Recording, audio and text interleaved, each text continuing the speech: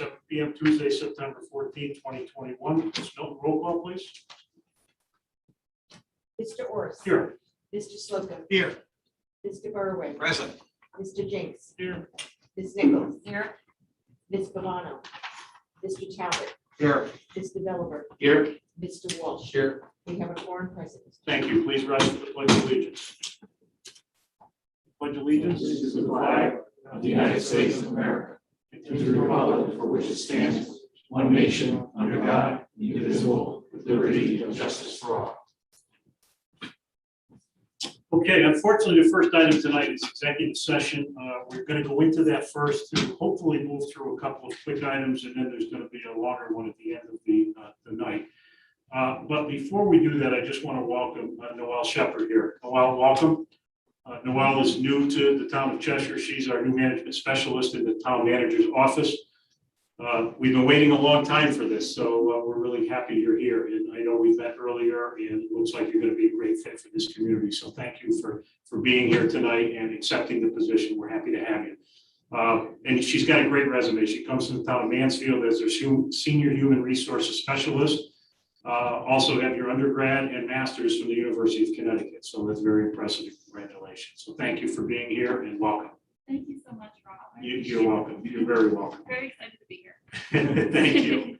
And so now I'm going to ask for a motion to go into executive session. Unfortunately, I promise we'll try to be quick, folks, to discuss labor negotiations and contract negotiations to include our town attorney, Chief Kazner from the fire department, our assistant town manager, Arnett Talbot, town manager, Sean Kimball, and obviously Noel Shepard, who we just welcomed. So thank you. So thank you, Mr. Slocum. Is there a second?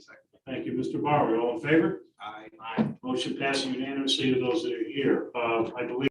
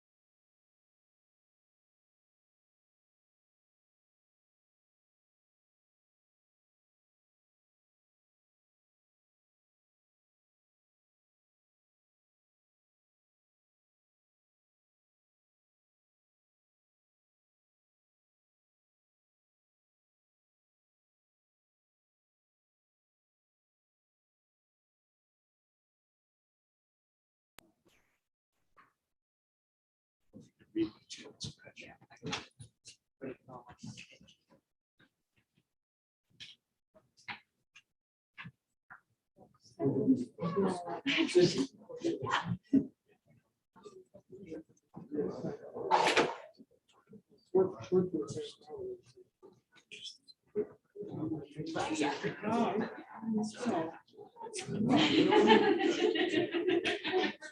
I'll make it easy for you.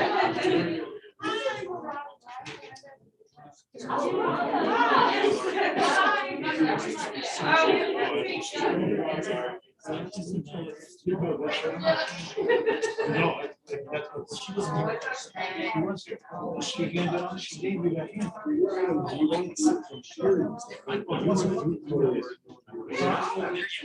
Yes. Just use one. Sean, are we ready? Yeah, we're good. Okay, welcome back, everybody. We're now going to move on to item 4, public communications. First item is COVID-19 update from our Chesapeake Executive Health Director, Maura Esposito. Welcome, Maura. Thank you very much for having us on. So just to give you some updates on what's been going on in the state, the past 7 days, the state of Connecticut has had over 2,331 new COVID cases. 80% of those have not been fully vaccinated people, while 20% have been fully vaccinated. Cheshire continues to have cases, unfortunately, but right now our total is 2,591 and 54 deaths.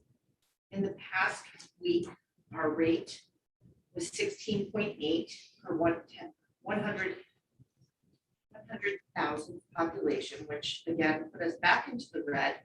But I believe even Sean's packet is up there, and you will kind of see we're kind of like plateauing right at that line. So, and currently right now there are 364 cases of people hospitalized with COVID in our hospitals. So on September, I'm going to give you some numbers for September. Of those 70 cases that we've had, 10 of them have been age 0 to 5, ranging from the youngest of 3-month-olds. Four cases among 6 to 12-year-olds, 7 among 13 to 19-year-olds, 11 in their 20s, 11 in the 30s, 4 in their 40s, 10 in the 50s, 9 in the 60s, 3 in the 70s, and 1 single person in their 80s. So we are continuing to contact trace. The State Department of Public Health is no longer employing state people to do contact tracing. So we did have to ask their assistance when we were at the peak in the spring. So we are right now doing all the contact tracing for our 3 towns. Unfortunately, many people are not picking up or returning the calls back. So I don't have a lot of data to give you of where and when, but of those people that we did contact, a lot are out. Now that things have been a lot lifted, they're traveling, they're visiting, but a lot of them don't know who they were exposed to. Well, it was really, we had in the spring, people generally knew who they were exposed to. So it's not uncommon for us to hear, well, I went to a wedding or I went to a funeral. So all I can say is, you know what? We always in public health recommend using our public health strategies, including mask, hand hygiene. Don't go out if you're not feeling ill, if you're feeling ill, and try to social distance for your business. That's safe. Our vaccinations, again, of my 3 towns, Cheshire is always the best, and has been. It hasn't changed a lot in the last week when I gave out a report last week to Sean. So it hasn't changed that much, but I am very happy to report that our 12 to 17-year-olds have been slowly creeping up. Now we're up to 61.74% are fully vaccinated. So that's a really great number for me. 18 to 24 are 76.6%, 25 to 44, 73.6%, 45 to 64 is 77.63%, and our 65 have always been at 100%. The elders are very good at adhering to those rules. We are seeing an increase when we do our clinics, that we see a lot more people showing up, first timers, and a lot of that I think has to do with mandates and things that have been forthcoming, and people knowing that if they want to travel, sometimes that's a requirement. That's new. So this Thursday, we will be holding another drive-through clinic at the Cheshire High School from 4 to 6. If we're planning for a drive-through, if it's raining, we have an alternate to be at the Park and Rec building. Currently, our doses that we are giving is generally first and second doses. We can give the third dose for immunocompromised. If you want to know what that is, I don't want to take the time of what qualifies you, but we would do it if that was needed. Boosters, big question all over the news, and we all are sitting very anxiously waiting. Probably about 2 months ago, the Department of Public Health clearly gave us guidance of finding out who was capable of doing it and if we were to get started. So I want to say that Jack Hasner was very instrumental in helping me to find a location. We are going to be doing our more regular COVID shots with our new partner, the Holy Theotokos and Saint Anthony Coptic Orthodox Church, which is the former Epiphany. Father Isaac has been very gracious and is allowing us to use his space, which is really nice. It's a little beaten off the path, good parking, good handicapped access, everything we need, nice tall buildings, has air conditioning. So my volunteers are very happy. So we will be planning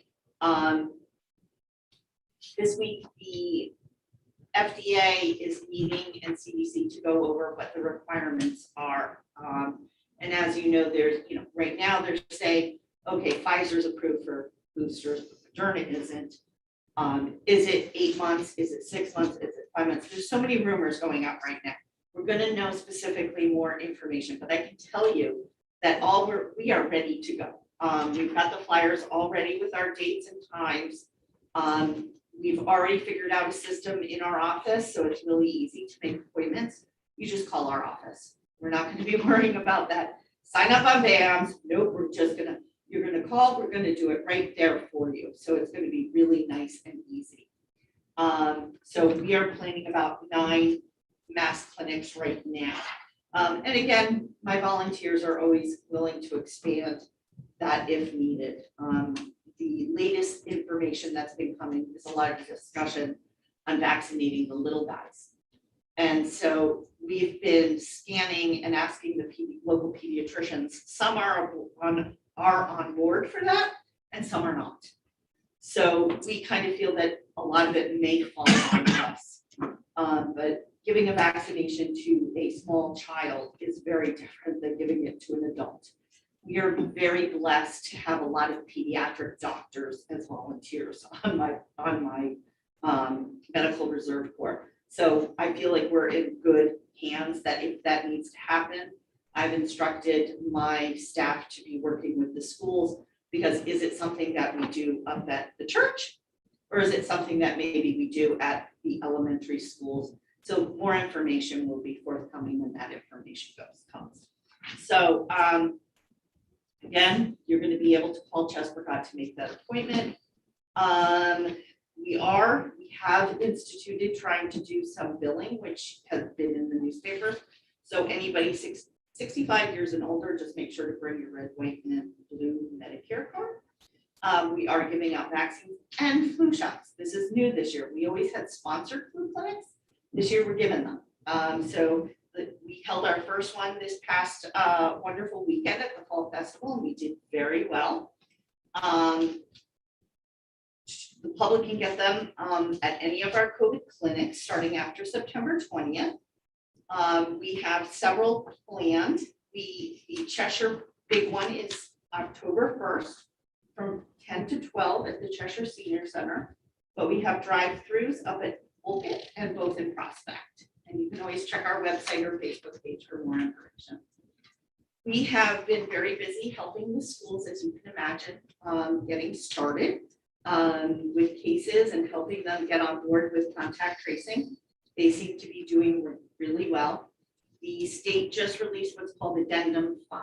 That gives them a lot more clear guidance of what direction to go to. We all wish it had come out before school, but we did what we had to do. So we've been doing really well. Other than that, I'll just bring up children's cases because I know that's a hot topic. The American Academy of Pediatrics has reported that since June, we've had about 2,700% increase in cases throughout the United States. But I can report to you today that Yale Pediatrics does not have any cases of children in their hospital, and Hartford Healthcare has only reported a few. That's my report. Thank you very much. More questions or comments for Ms. Esposito from members of the council? Mr. Walsh. Thank you, Mark. Yep. Just a quick question.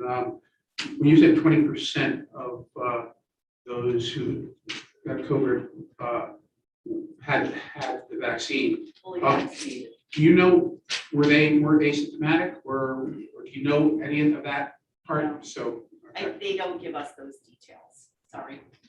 But I would imagine that they had to be symptomatic if they were in the hospital. right. And I know that, a lot of people just get tested because they're going somewhere or doing something and they have to get tested. And I know the testing rates are starting to go up more Yes. too. So you will see a higher number of positives probably through Yes, that too. if you test, you will find. And anything on the MOO, I don't think it's hit the United States yet, but was the MOO, MU, the one that's coming, they have another, they have a Variant. Delta variant. Oh. And, yeah, They haven't been discussing it yet, but they're calling it the other, but they haven't been providing us any information on that okay, yet. But as soon as they do, I'll give it to you. looking forward to it, thank you. Thank you, Mr. Walsh. Other questions or comments for Ms. Esposito? No? Seeing none, Maura, thank you so much. Yes, thank you. Appreciate it. Yep. Okay, we'll move on to public comment. Any members of the audience like to address the council on any matter? Please come up, give us your name and address for the record.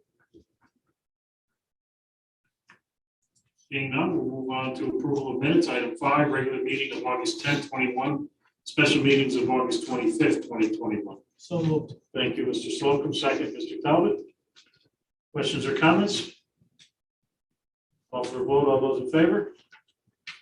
Motion passes unanimously of those that are here. We will move on to item 6, which is consent calendar. Mr. Barr. Mr. Chairman, thank you. Be resolved that the town council approve resolution 091421-1. Be resolved that the town council approves the consent calendar for September 14, 2021 as follows. Second. Thank you, Mr. Barry. Thank you, Mr. Slocum. Anything, Mr. Barry? Just, it's self-explanatory, but again, the generosity of our community, thousands of dollars here in donations. And we're still in time of pandemic to help fellow citizens. That's wonderful, but there is also a reauthorization of the application for the Housing Authority Small Cities Grant, just because it has to be timely. Thank you for mentioning that. Appreciate it. Questions or comments from members of the council? Seeing none, with that, I'll call for a vote. All those in favor? Motion passes unanimously of those that are here. We will move on to item 8, which is old business. Discussion and call for public hearing on the proposed new blight ordinance prevention. New blight prevention ordinance. Mr. Bellworth. Thank you, Mr. Chairman.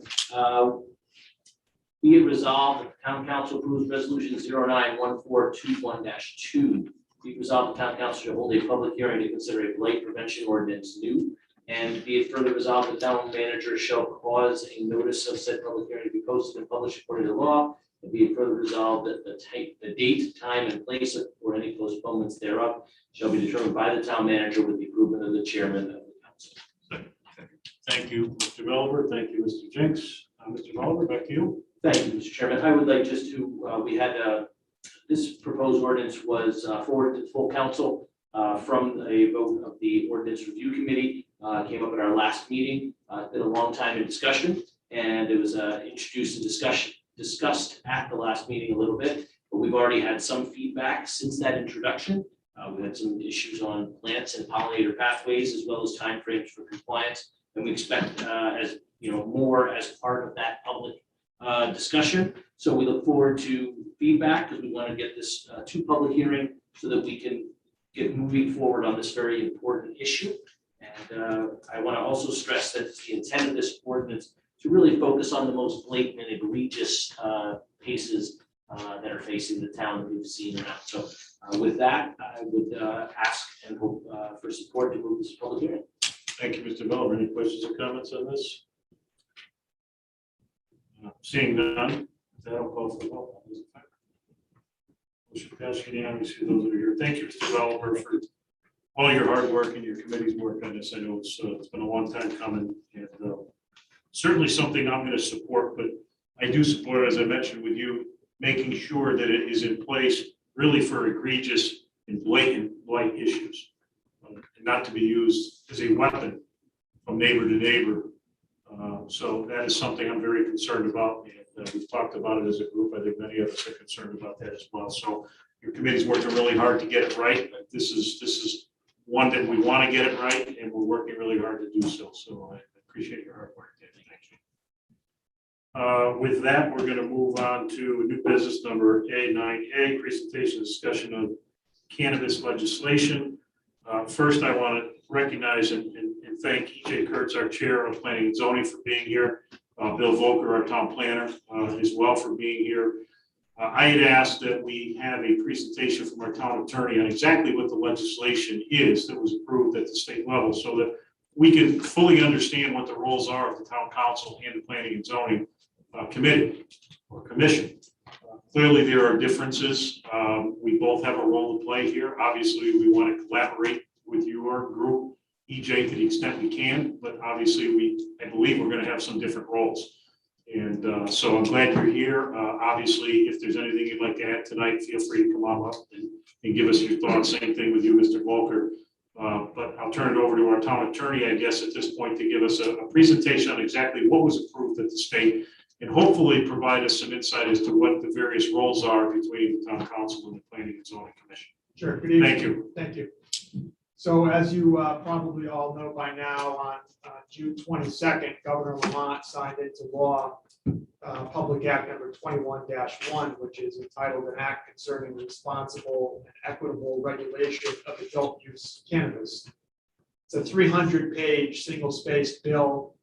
And Sean asked me to make sure that I went through every single word of it tonight. So we'll all be checking into the Four Seasons up the street for a recess. But what I want to hit on first, before I go into the specific provisions that are most relevant to the town council and the planning and zoning commission. I did this similar presentation to the planning and zoning commission a couple of months back, and I'm going to try to focus a little bit more tonight on what I think is based on discussions that have occurred in other communities, the most critical information for you.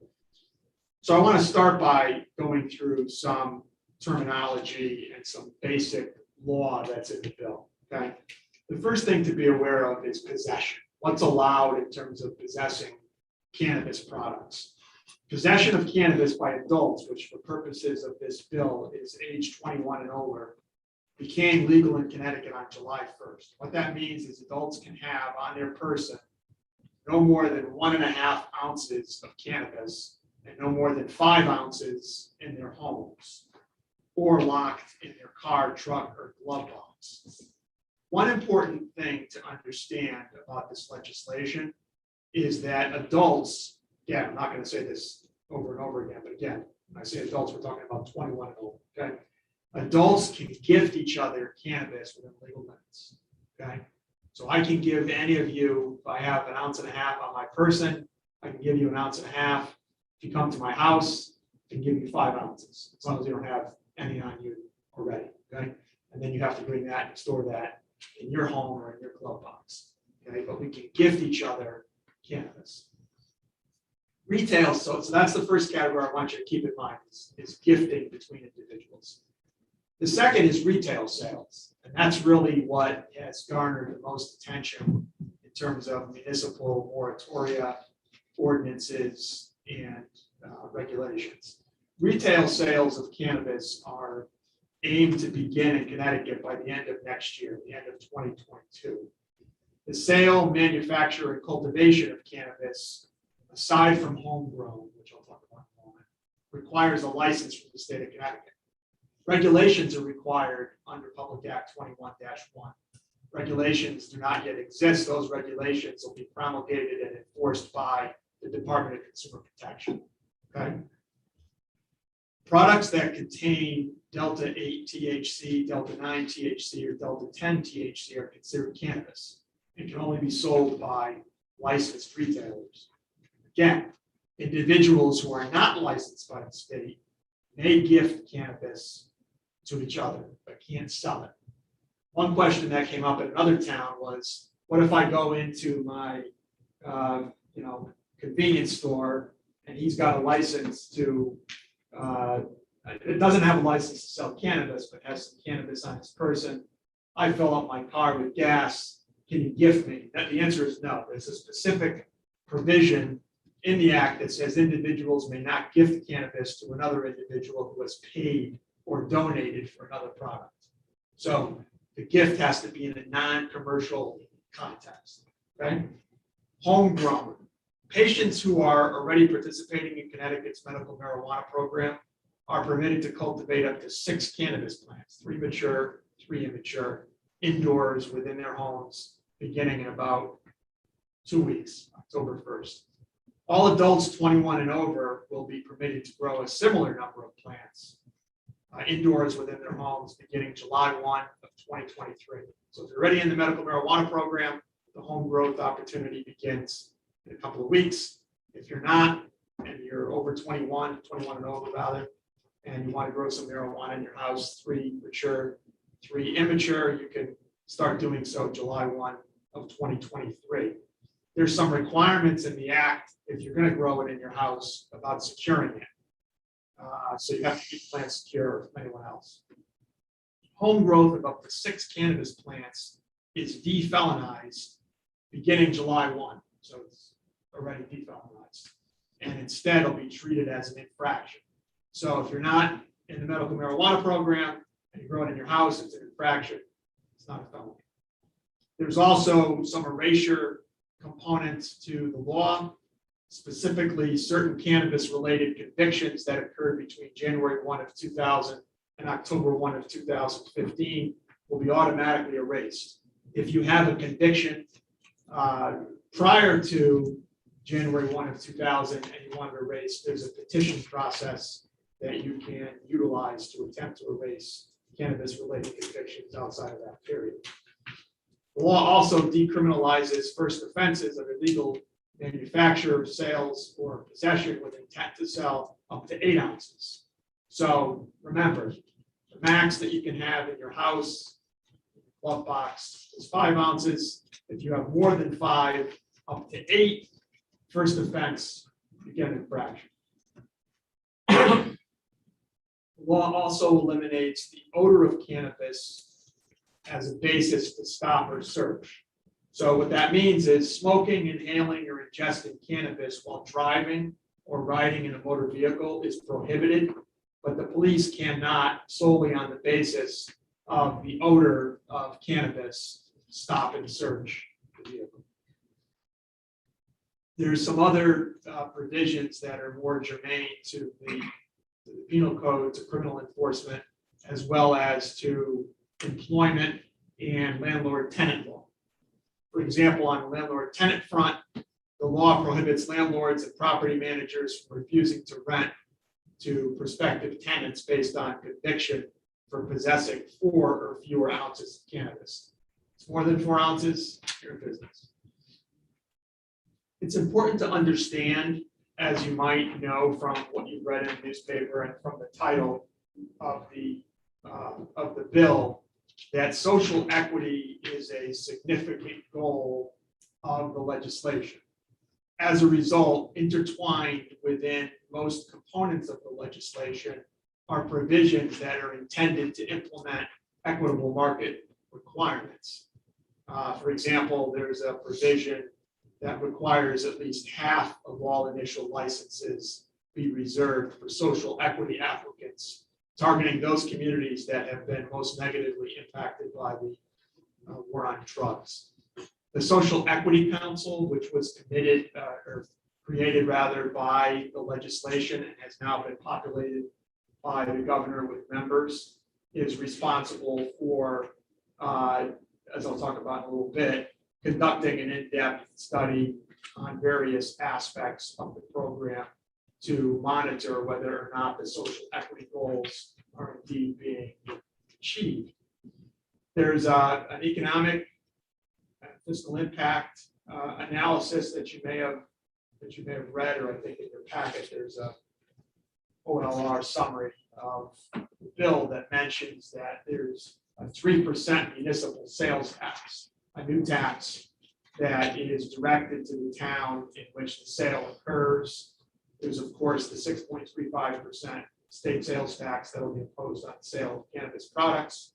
There's also a tax based on the THC content of the product, which will be 2.75 cents per milligram of THC for cannabis edibles and 6.25 cents per milligram for cannabis flowers and 0.9 cents per milligram for all the product types.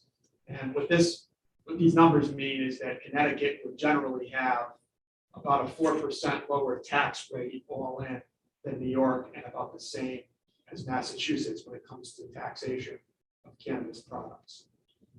Portions of the revenue obtained by the state from the retail sales of cannabis will be directed to communities that have been most negatively impacted by the war on drugs. That's a major task of the Social Equity Council, to determine who the communities are that have been most affected, and to find out ways to promote the businesses within those communities in the cannabis industry. There's also a portion of the revenue that is earmarked from sales of retail sales of cannabis to support substance misuse prevention, treatment and recovery services, and the like. And that's being done through the creation of a prevention and recovery services fund. The legislation adapts the state's framework regarding preventing access to alcohol by minors in the context of cannabis. So for example, it would be a Class A misdemeanor to sell or provide cannabis to a person under 21 years old. There's a portion of the law that requires police to be trained in advanced roadside impaired driving enforcement and allows for drug enforcement or drug recognition expert evaluations to result in license suspensions. So what this means is that drivers who are impaired on any substance, whether cannabis or otherwise, will presumably be more quickly taken off the roads because the police will have this advanced roadside impaired driving enforcement and drug recognition expert training. There's a portion of the law that implements strict standards for advertising.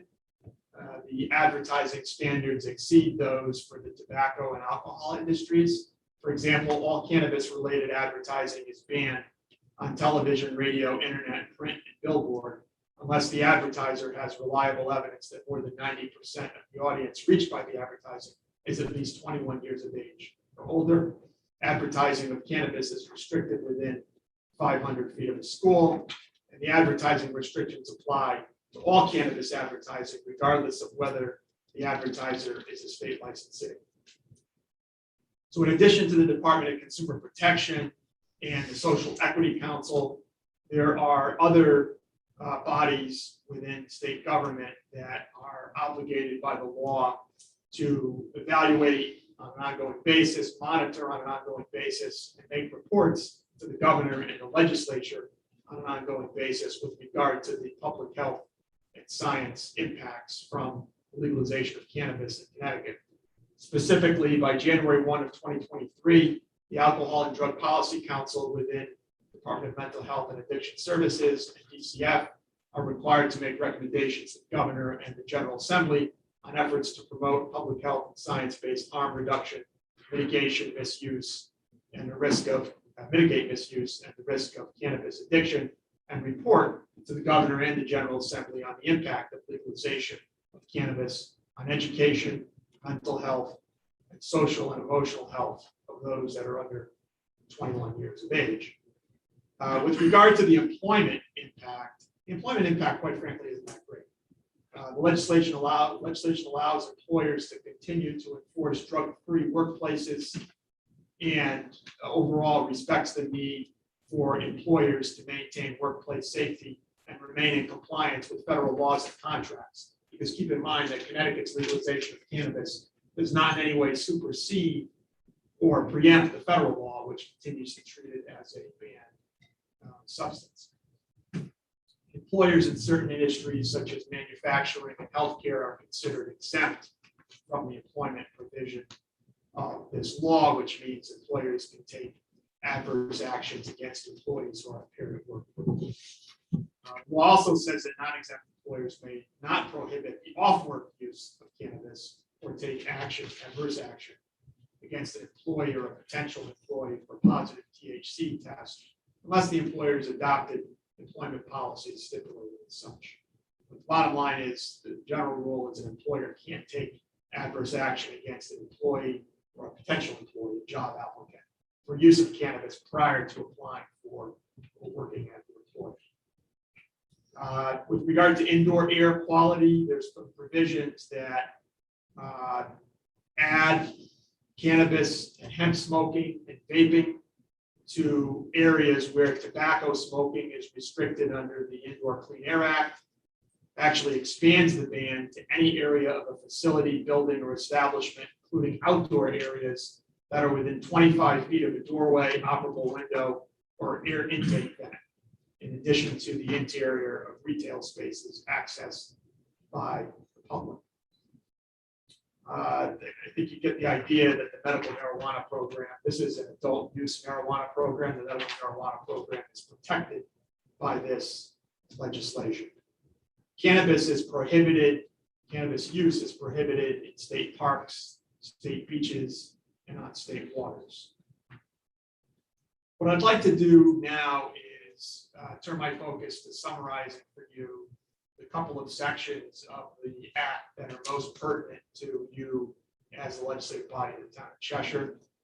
As I told the Planning and Zoning Commission, it's important that the Planning and Zoning Commission and the town council coordinate any efforts to regulate one way or the other, whether it's a moratorium, whether it's a prohibition, whether it's regulations permitting various types of uses. Because to do otherwise, as you'll see in a moment, could backfire. The first section that I really want you to be aware of is section 83. And what section 83 says is that upon a petition of not less than 10% of the electors of the town can require a referendum. And the referendum questions are very specific in the act. One question that's permitted is whether or not the recreational sale of marijuana shall be permitted in the town. The other permitted question is whether the sale of marijuana shall be permitted in town in one or more of the classes of licensed cannabis establishments. And the ballot label designations are in the public act. The ballot label designations shall be: one, shall the sale of recreational marijuana be allowed in Cheshire, or shall the sale of cannabis under whatever license classes the referendum petition seeks to have voted on be allowed, or shall the sale of recreational marijuana be prohibited? So it only requires 10% of electors to cause that referendum to occur, which is really one of the main reasons why coordination and consistent action between P&Z and the town council is necessary.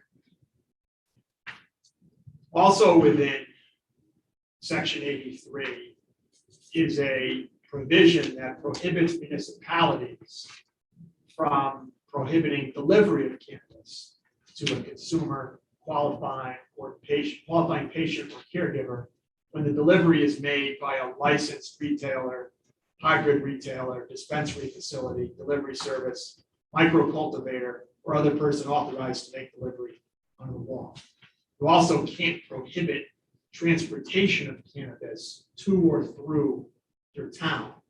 So when it comes to what you can prohibit, you can prohibit the use or consumption of cannabis products on town-owned or controlled property and in outdoor dining spaces, but you can't prohibit deliveries. You can't prohibit people from ordering it and having it delivered to them by licensed providers under the statute.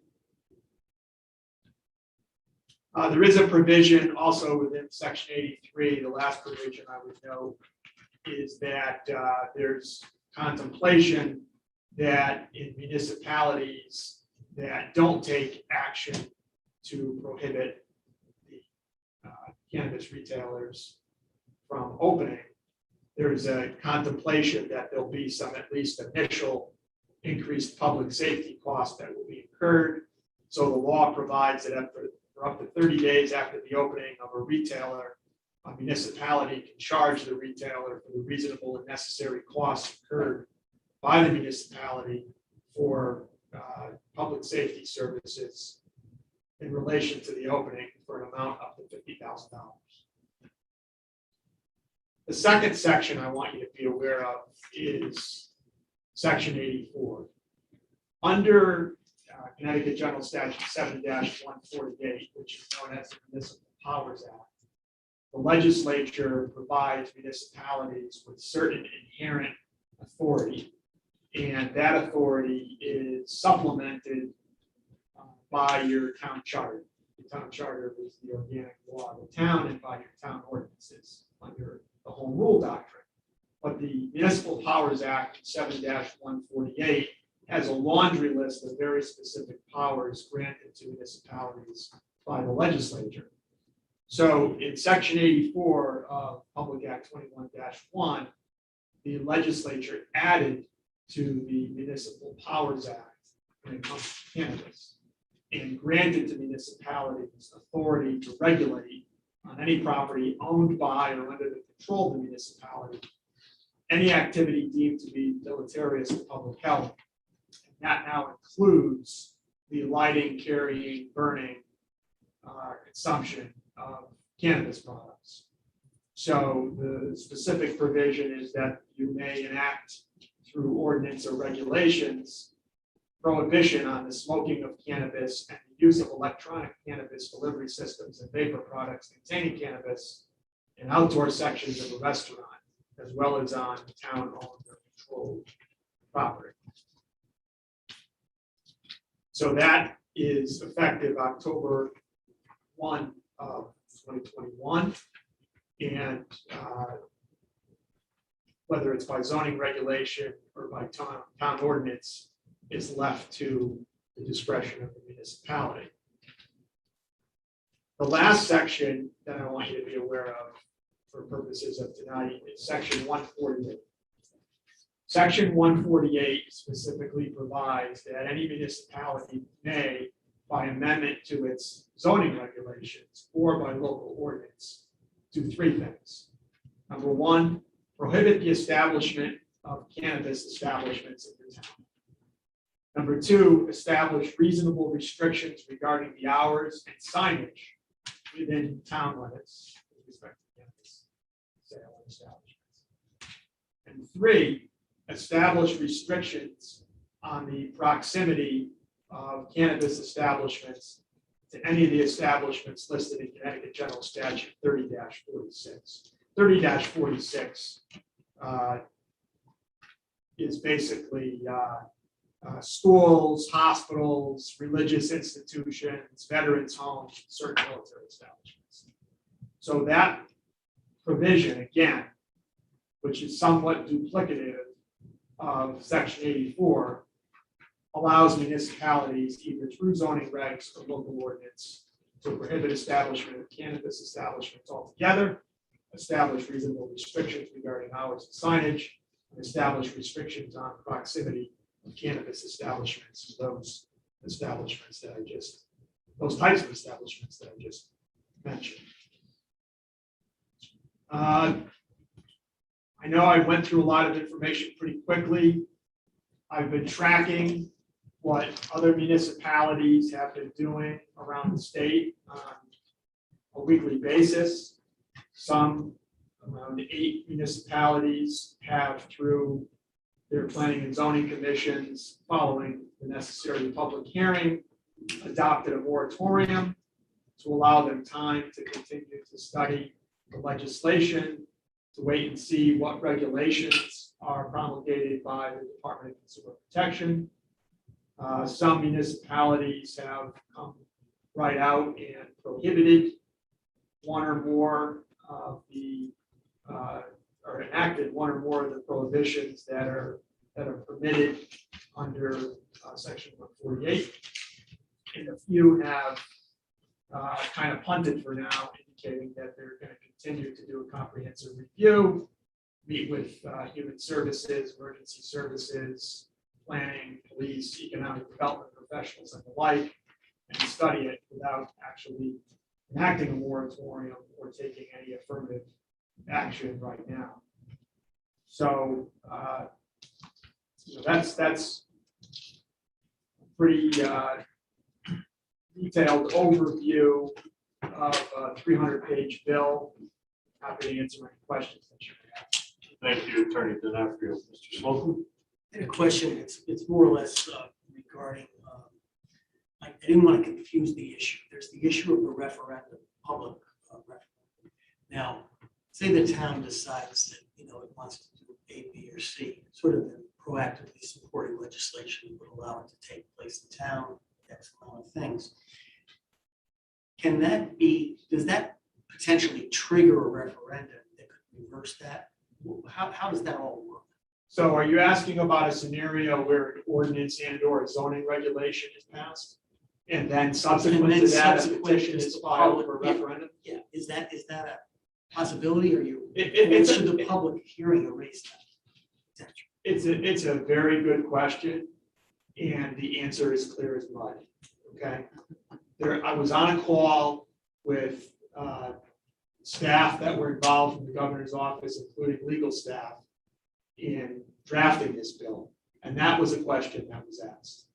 And the response was, no, we don't think the referendum would override anything. But there's no reconciliation of that potential conflict in the bill. There certainly is no case law. My opinion is that a referendum would not void or nullify an ordinance or a zoning regulation, but it certainly would be, a case of first impression, because if you whether it's an ordinance or an amendment to the zoning regulations, it occurs following a public hearing. So there is some due process involved in adopting an ordinance or amending a zoning regulation. However, there's also a referendum right. And nowhere in the act does it say that this is an advisory referendum, or that in municipalities where advisory referenda aren't allowed, that suddenly it becomes a permissible advisory referendum. So, my opinion would be, if that happened, that the zoning regulation amendment was adopted following properly noticed public hearing, or an ordinance was adopted by the legislative body of the town, which has authority both under statute and the organic law of the town charter, to adopt an ordinance, and the legislation contemplates a scenario where a zoning regulation or an ordinance can be adopted. Therefore, if that happens, and then the electors try to nullify it with a referendum, my opinion would be that the referendum would not be binding. So Jeff, just to follow up, because I had the exact same question. It seems to me that it is there in the event the town did nothing. Correct. If the town does something through either an ordinance or a zoning regulation, you obviously have the opinion that that would stand. Correct. Okay. That's right. That's it's a timing issue. Correct. I think I saw Mr. Talbot first and then Mr. Bellmer. Along the exact same line as to what, so let's do it the reverse, because Tim's scenario was that the zoning took place first and then the referendum. So assuming that no municipalities have anything on this November's election, because we're within the 60 days, so are you aware of any communities that? I've read, I'm not aware of any communities where a petition has actually been received. I have read, believe it or not, about one municipality that was hoping and encouraging for a referendum petition to be filed. But I haven't, I think it was Southington. that mentioned early on, right after the law was passed, that it may be heading to referendum, but I haven't read anything about a petition yet. And I assume regular election means, the Novembers, there could nothing, if we do a school modernization referendum in the spring, that would not qualify for also having a referendum question on the public act. Right, because that's not an election. Right, okay, so let's play out the scenario then the other way. Let's say the November 22 election, there is a petition that meets the requirements, there's a referendum, and it passes. At that point, does the P&Z and the council, do they have the right to set either an ordinance or a zoning regulation that says no? Or is that your mud part of the scenario? I think it's a scenario that's going to play out in Connecticut in one or more communities, where there will be, it's such a low threshold to call the whole idea that it's a proper topic for a referendum encourages. So I think it will play out, but again, the Planning and Zoning Commission has statutory authority and authority under its regulations to amend its regulations. So the town council, as legislative body of the town, has legal authority to pass ordinances. So you can conceivably have this conflict that needs to get resolved as because it can't be reconciled on the face of the bill. Because you can't, on the one hand, give three different bodies the authority to do different things without providing for a reconciliation of it. And that's quite frankly what we have, with no guidance yet. Thank you, Mr. Chair. Make you feel better, Mr. Talbot? No. Me neither. Mr. Oliver. Thank you, and I appreciate because this topic is, looking at this stuff, I had similar questions, so thank you for those questions, Ed, because I think you've answered where I was going with it. But one of the things I questioned was how soon do you, if there was a referendum, how soon would that have to be called? But it sounds like it has to be in a regular election cycle, so it would have to be at a November election. Yeah, November of 22. So even if a referendum got passed in January, we'd have to wait until potentially the next 10 months later in a referendum pass. But if they got the enough signatures at a referendum to force a referendum, it wouldn't happen until the next November. It wouldn't be like, okay, and now you have 3 months to call an election or something of that nature. Right, and again, if there's a moratorium in place, let's say that there's a planning and zoning wants to adopt an amendment to their regulations, and this is just me making this up. This is not based on any discussion I have with planning and zoning. The planning and zoning wanted to adopt a moratorium for 12 months. The law, the Public Act 21-1 does not contain the word moratorium. The right to adopt a moratorium is established through Connecticut common law.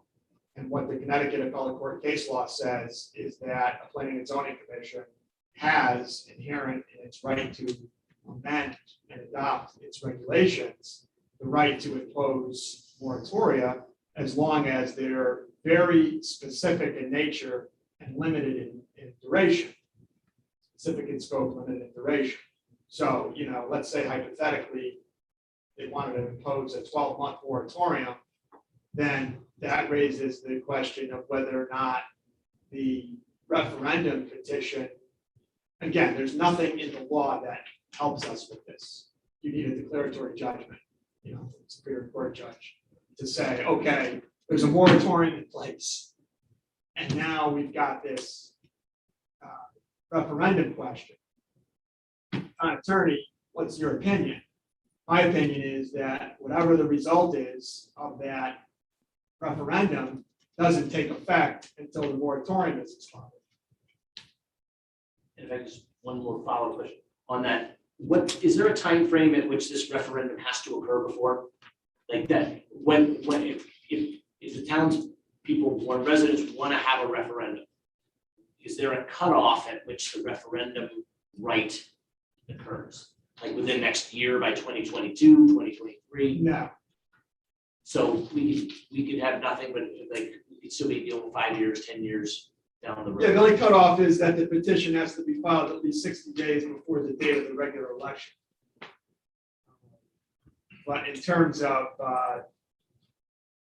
some year, is that what you're saying? Right, I mean, is No. there a cutoff? It's in which- perpetuity. If people want to do this, you have until January of 2023 to put No. this referendum, or it's, or that the right has expired. Okay, so this is something that can be happening at any time. Yeah. Okay, thank You can, So- so- the only real limitation on the timing of the referendum is you gotta wait a year till you have another one. Okay, that's what I was gonna ask, Dave's point, so they could keep doing them, but they have to wait a year. Mr. Walsh. Thank you. This statement comes up with banning billboards while we drive up 84 and we know exactly how many miles it is to the nearest cannabis store in Massachusetts. So I don't know how they're going to handle that, because if they're allowing out of state to put billboards up there, I don't know how they're going to keep the Connecticut retailers from doing it. Well, it's not banning billboards, it's banning billboards within a proximity to certain establishments, and also having the advertiser provide reliable evidence that 90% of the audience is 21 and over. Yeah, right. Just so I noticed that, they're limiting it to one for every 25,000 residents. So, I mean, at the most, what will happen if we ever do pass this, so there'll be one location, I'm assuming, and that, it's not like package stores where you have 6 or 7. I know there's a limit to those too, but It's one retailer, one cultivator. yeah. Yeah.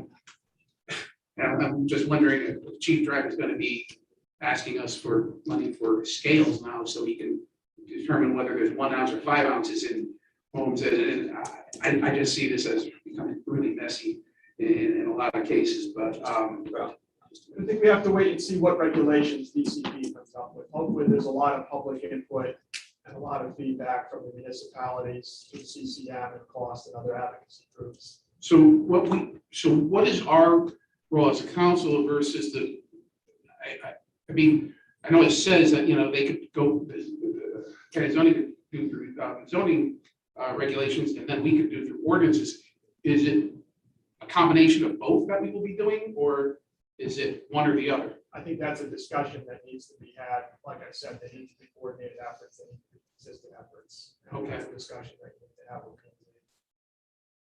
community. Thanks, Mr. Walsh. Mr. Barber. On exactly that point, thank you, Mr. Chairman. It seems to me as though, as a legislative body, our role would be to regulate where it is allowed to be used. That could be different in that the Planning and Zoning Commission could prohibit the sale of, prohibit the establishment of businesses in town to use it. And that really doesn't matter whether we regulate it or not, where it's used, right? I mean, when it comes to the decision of whether to prohibit use on town-owned property and town-controlled property, sidewalks and parking lots, not just town buildings, I think that's a legislative body decision. Mm-hmm. With respect to various types of restrictions, I think that's a planning and zoning issue. Right. On hours. And we go from here by asking you to draft something that may reflect what our opinion will be as we move along. I mean, I'll just say this right now. If we don't allow smoking, why in the world would we allow this in our municipal properties and all? So, I mean, does that mean if we want to move down that road, is there a time limit by which we have to do it? Because otherwise it happens as of January 1 or something, and then we take it right away that people have already had, or what's our time limit? Well, the right to possess and use is there right now. Mhm. It was effective July 1. So they can use, so somebody can smoke marijuana on our town municipal properties. Correct. Didn't notice any at the fair this week. So I don't know if you want to send it to the ordinance committee and have the ordinance committee take it up at the next meeting.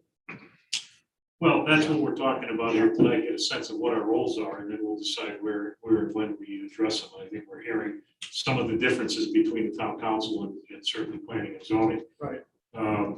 Mr. Barr, were you all set? Yes, thank you. Does anybody else have any questions? Mr. Harrington, just a Yeah, Mr. Bell, clarification. then I'll finish my thoughts. I'm sorry, just a clarification on that. Right now, the town bans smoking on municipal properties, does it not? Tobacco products, right, but that does not expand to, so the smoking of tobacco products is different than the smoking of cannabis, the purposes of the municipal ordinances currently. Once cannabis became legalized, yes. Right, so it's not smoking as a whole, it's smoking of tobacco products, it's not the statute did not expand that already by nature. No. Okay. Thank you, Mr. Bowler. If I could just ask a couple of quick questions. Section 148, Attorney D'Onofrio, you said allows municipalities to amend their zoning regs for local ordinance to take the following actions regarding cannabis establishments, places that can sell it. Correct. We can prohibit them from opening. And you're saying that planning and zoning can do that through a moratorium, but that can only be temporary. Can you permanently prohibit them from opening? Yes. Okay. And would you suggest if that, I'm not advocating for that, I'm just asking the question. If it's not going to be a moratorium, but a permanent prohibition, is that better set in planning and zoning or town council? Or an ordinance? Planning and zoning.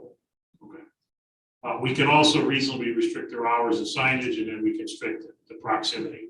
The other issue that we can talk about is where we would allow it relative to town property, sidewalks, and whether we want to restrict it in outside venues for restaurants. Is that correct? Correct. Okay. So those are a variety of things that we need to be thinking about. Obviously, we're very interested in advancing something here. I think, I see Chairman Kurtz and certainly Town Planner Volker here. Love to get some input from them. We clearly want to collaborate on this. I want to make sure that we're allowed to and in what form we can.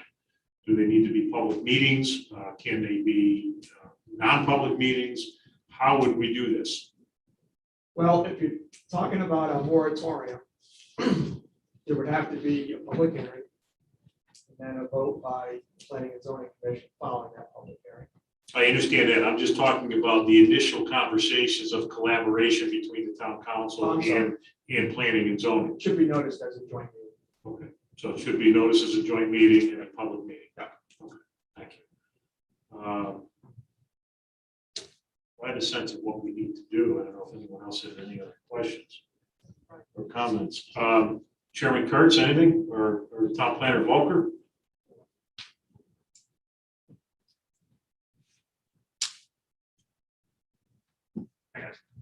So the reason why I think I'm here is to see what you guys think. We want to work together on this. It sounds like we do want to work together on this. I'm happy about that. For the Mr. D'Onofrio, the timing, we talked about the timing. When we should be and when we should do things. About the end of the year, is that something that's still in effect for us, or it doesn't matter? It doesn't have to be that quick for a moratorium or anything else that we decide on. In the Planning and Zoning Commission meeting a couple of months ago, I was asked for a recommendation on when if something's going to be put in place, when it should be put in place, and I recommended by the end of the year. Do you still feel the same way? Yes, absolutely. You do.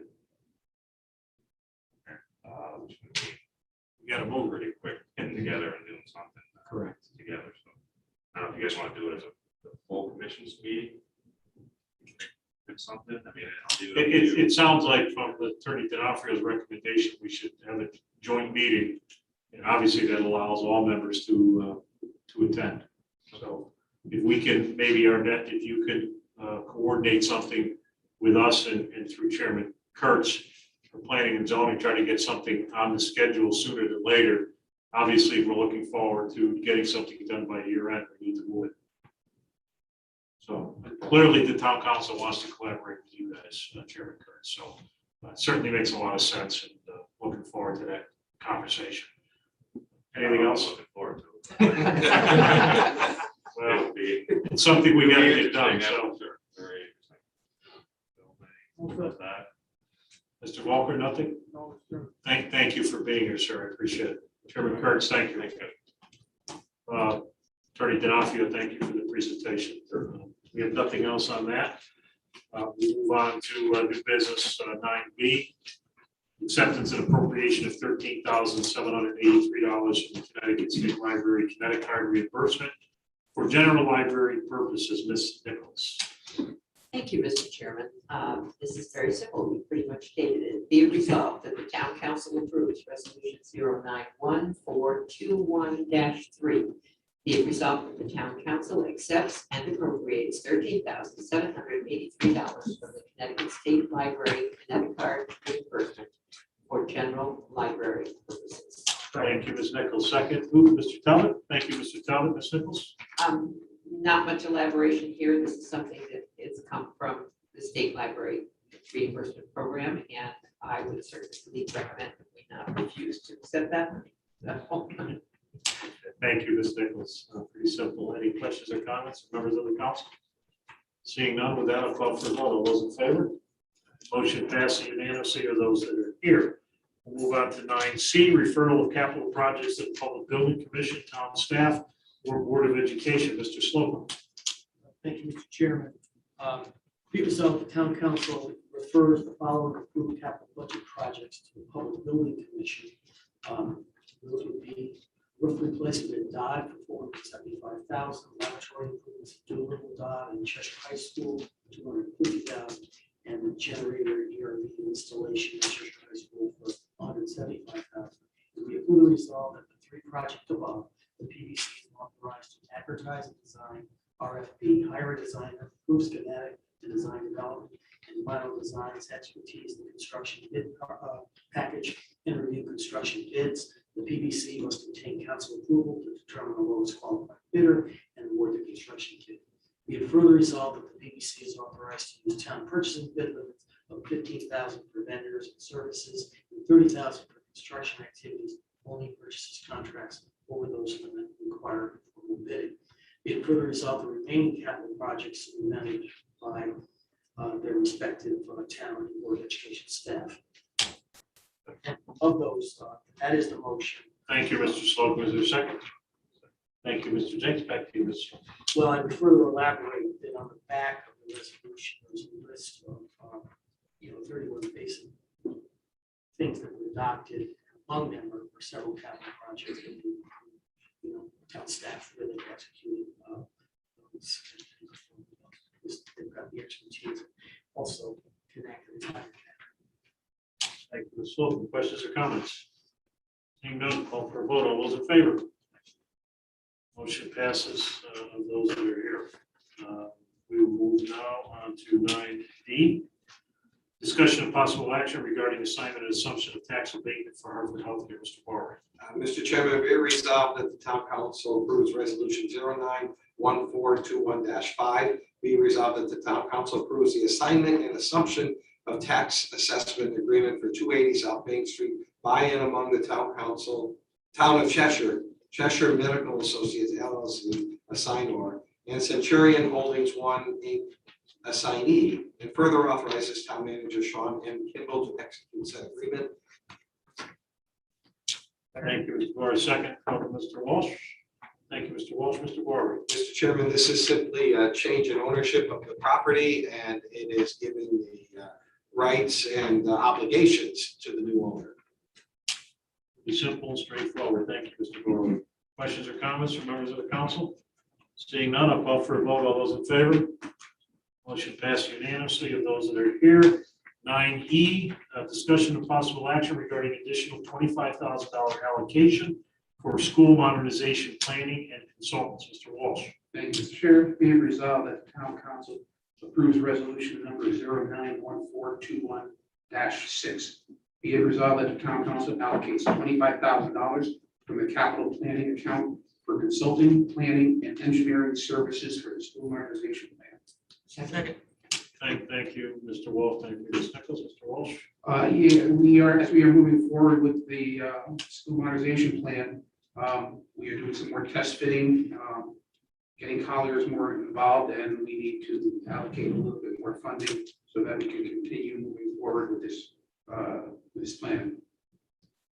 Thank you, Mr. Walsh. And just to add to that, this is, we do have available funds already in the last allocation. And Ms. Talbot, do you know the exact amount currently? Approximately, I think it was about net unencumbered about 8,000. Was that correct? It was approximately 8,000. Yeah, so we currently have unencumbered about 8,000, but we felt it's important to make sure we put money in. We may have some additional test fits, some geotechnical work that needs to be done, some environmental work that may need to be done, and certainly anything else that school modernization may need. So I'm absolutely going to support this. Any questions or comments from members of the council?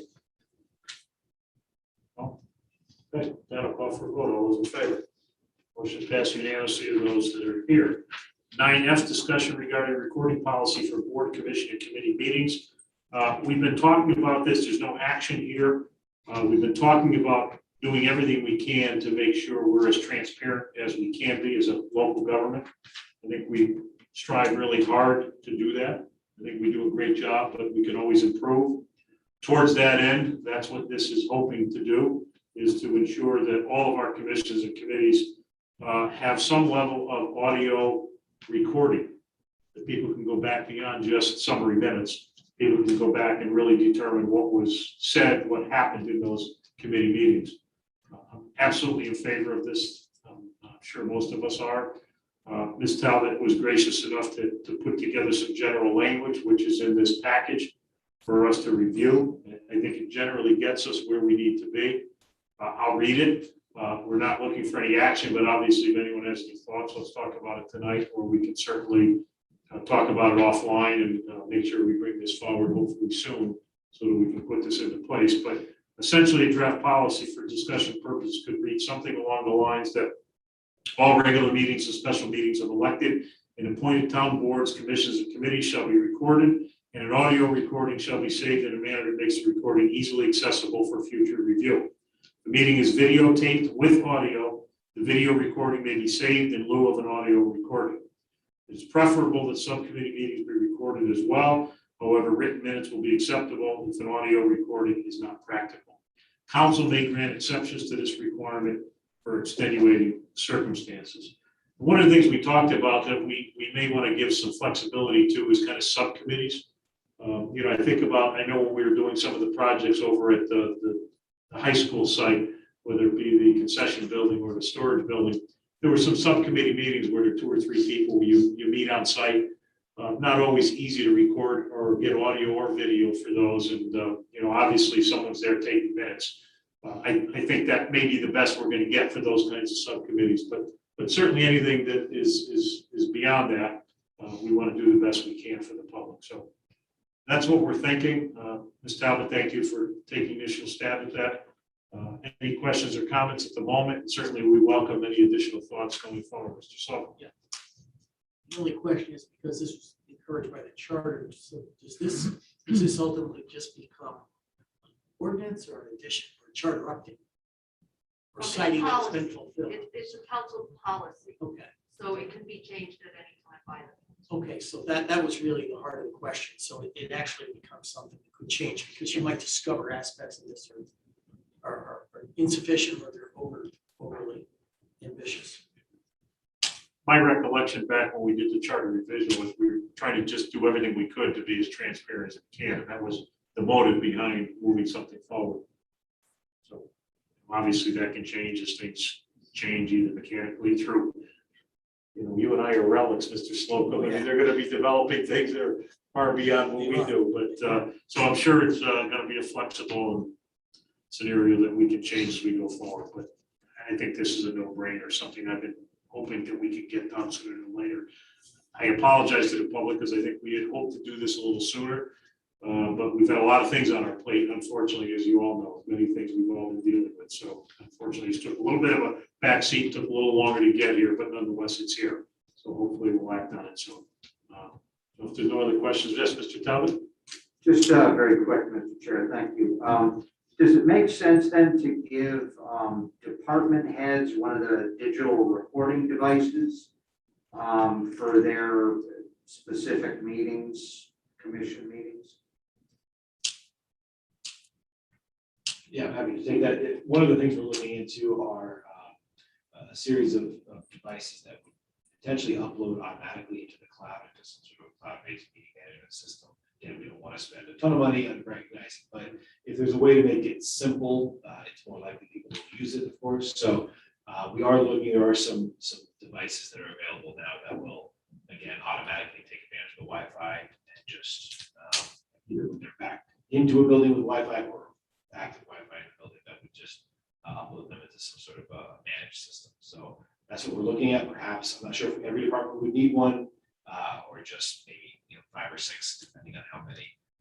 Some of our meetings are obviously televised, so it's not an issue for some of the larger boards and commissions, but that's something we're looking into. We'll definitely report back.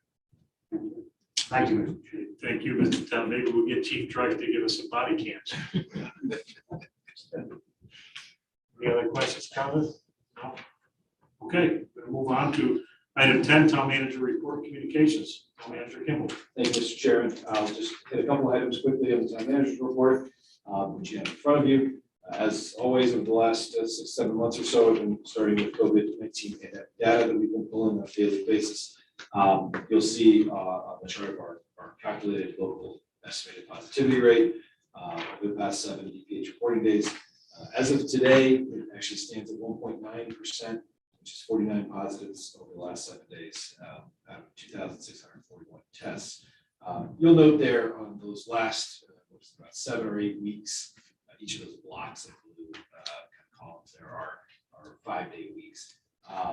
But you'll start to see a little bit of a cycle that every other week you have a little bit of a spike, a little bit of lower. We are seeing in some of the state data, I think some of the perhaps healthcare facilities in other areas are reporting on maybe a 2-week basis. So it's not uncommon to see this little bit of a fluctuation, but you can see that overall, we're certainly up higher than we were in May, June, and July, but not quite at the levels we saw last winter.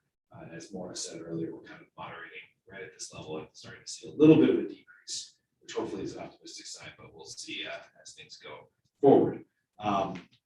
Again, I think Maura touched on it, but some positive news with respect to vaccinations. Compared to my last report in August, we have moved up from 72.72% of our Cheshire residents vaccinated to 74.64%, so almost a 2% increase as we're seeing that trend hopefully continue.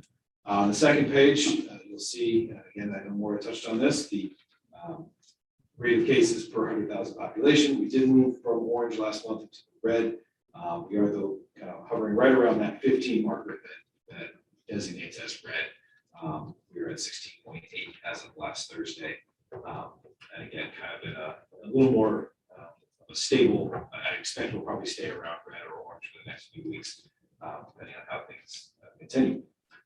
Again, as Chairman Orr said earlier, we welcome Noel Shepard, began on September 7th, just last week, as a new management specialist in the town manager's office. She comes to us from the town of Mansfield, where she recently served as senior human resources specialist, and where she previously worked as a graduate intern in the Mansfield town manager's office. So Noel earned both her undergraduate degree and her master's in public administration, as Chairman Orr said earlier, from the University of Connecticut. So welcome, Noel.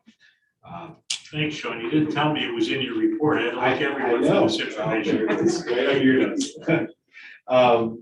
Just wanted to send out a thank you to the Cheshire Chamber of Commerce, Town Council, town departments, and all participants, vendors, visitors who attended the 33rd annual Cheshire Fall Festival last weekend. I know many, not all of you were there for sure. The weather was wonderful, and the event was full of great music, activities, fireworks, and incredible Cheshire community spirits. I just wanted to give a shout out to the hard work that went into was really important. And last but not least, just another reminder that we are now in the midst of bulky waste collection. So just a reminder for everyone watching that we are currently in the week for Monday trash pickups. Hopefully you've already put your bulky waste out for this week if you are a Monday trash pickup household. Next week will be Tuesday, followed by Wednesday, Thursday, Fridays. The dates all there in front of you. The Friday trash pickup being the week of October 11th through October 15th. A lot of information, including any prohibited items, are available on our website. So please make sure you check the website. And in addition, as we mentioned before, items not collected, including household hazardous waste, electronics, and mattresses, are available for disposal at either the RWA for the household hazardous waste, or here at Town Hall on October 9th for electronics recycling, or on October 16th for mattress recycling. So please spread the word about those special collections. And that ends my report. Thank you, Mr. Chair.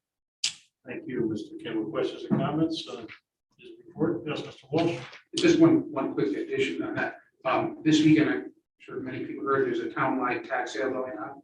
And Joanne Monroe, who's been handling this, she handled the last one, has told us that there's 163 tax sales going on this weekend. So what we would ask those people who are actually putting out their bulk trash pickup and having a tax sale, try to keep things neat and clean as best you can, and be careful with the parking. It's going to be a little crazy out there.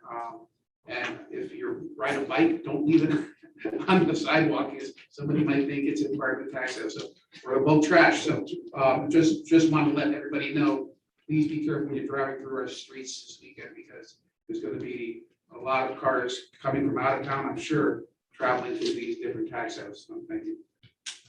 Thank you, Mr. Walsh. Other questions or comments, members of the council?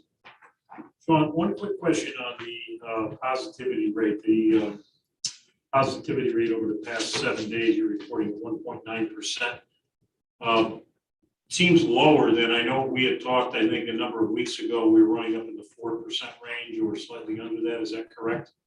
It is, and you'll see there on the graph, those spikes of the last kind of every other week, the last 6 weeks, those are hitting just about the 4% number. It's really small there. It kind of depends on the day as you go back 7 reporting days. I think we see some sort of data that dumps, if you will, from the state with some of their numbers. So, but it is on average, if you take either the peaks or the valleys and compare them over prior weeks, you'll see that we're kind of moderating there at the same level of valley and the same level as the peak. So it's a long way of saying yes. We are sort of averaging out, I think, to around roughly 2 to 3% on average, if you will, of those leads. Thank you. And just the last thing, just to underscore what a great event we had this weekend with the Fall Festival, and certainly thank Yetta Auger and all their staff, all the volunteers who put so much time and effort. It was a wonderful weekend. I know many of us were there. Beautiful weather. We had a really nice 9/11 memorial. I'm glad that many of us got to partake in that. And I will tell you, I was a little sad because for me, as a member of this council, it'll be my last Fall Festival as a member here. And so for me, I'm going to miss that. We play a big role. The town is always very happy to partner with the local chamber. They do a phenomenal job, but it certainly wouldn't happen without the partnership of our community and our town. And certainly our public safety individuals, both fire, police, and ambulance.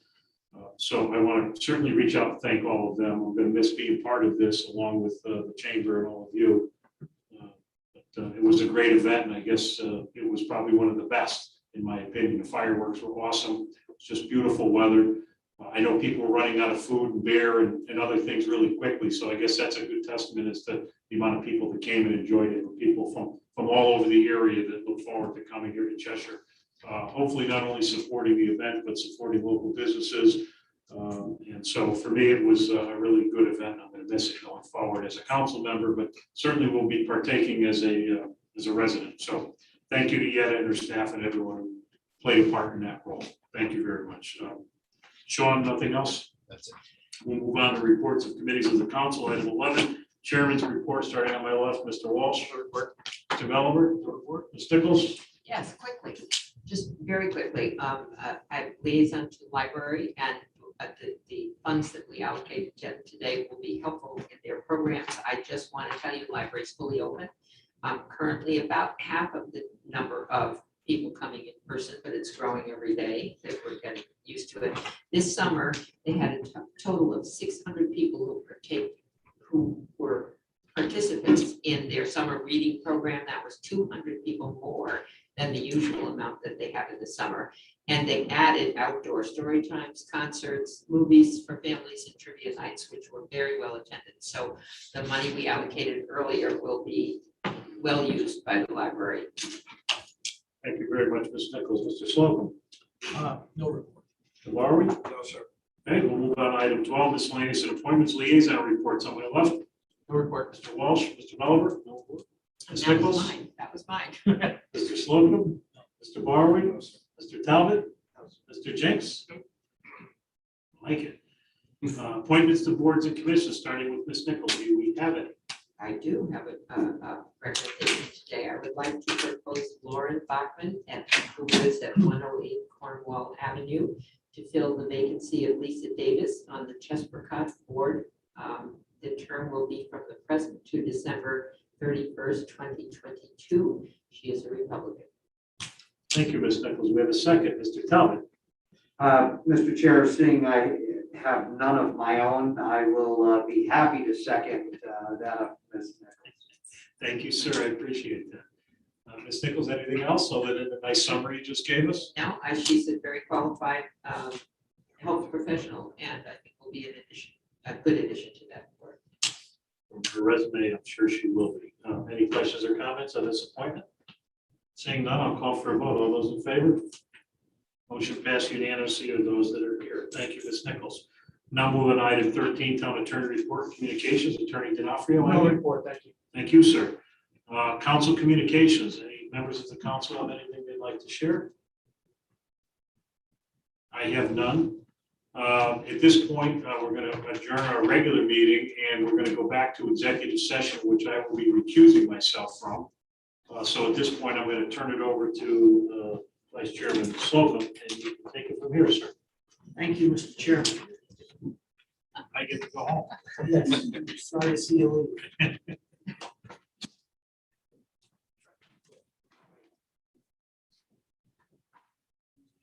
Should I go into executive Yeah, I session? do want a motion to go into executive session to include TIF committee members that will identify themselves after. Town Attorney D'Onofrio, Kimball, Talbot, Victoria.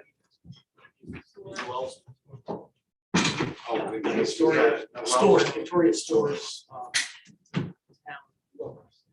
Economic coordinator and draft writer. Noel. Include Noel, yeah. Yep. And you got a phone, got Derek Bronco. Hey, everybody, thank you. Good night. Everyone's gonna get a little closer. Good night. I'll move that motion. Thank you very I will much. second. Ms.